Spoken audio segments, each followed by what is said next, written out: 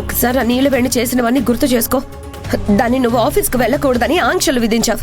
నీ మాటని లెక్క చేయకుండా అది అక్కడికి వెళ్ళడమే కాకుండా బోర్డు మెంబర్ కూడా అయ్యింది. అంట్లు తోముకునే స్టేజ్ నుంచి బ్రాండ్ అంబాసిడర్ అయింది. అంతేకాకుండా నువ్వు ఇలా మారిపోయావని తెలిస్తే అర్చన కూడా వచ్చి గొడవ చేస్తుందమ్మా. ఏం చేస్తుంది? గుర్రాన్ని చెరువు దగ్గరకు తీసుకెళ్లగలం కానీ నీళ్లు తాగించలేం కదా. అలాగే తారక్ విషయంలో కూడా అర్చనతో పెళ్లి చెయ్యాలని చాలా ప్రయత్నాలు చేశాను. వాడికిష్టం లేదు కాబట్టి జరగలేదు.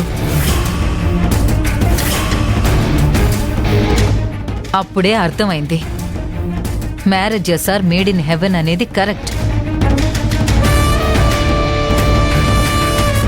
తారక్తో జీవితం పంచుకోవాలని నీలవేణి తలరాతలో రాసిపెట్టుందనుకుంటాను.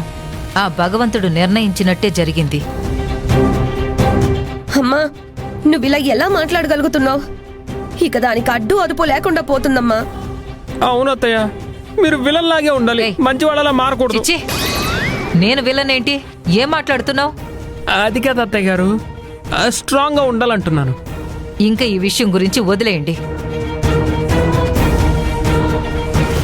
అనవసరంగా మనం అడ్డుపడ్డం వృధా ప్రయాస. మనం అడ్డుపడే కొద్దీ వాడు నాకు మరింత దూరం అవుతాడు.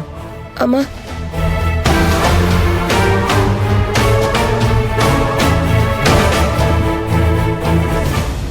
మా అమ్మ ఏంటండి ఇలా మారిపోయింది? ఈ కార్తీక మాసం అత్తయ్యని ఇలా మార్చిందా ఏంటి కాంచనా?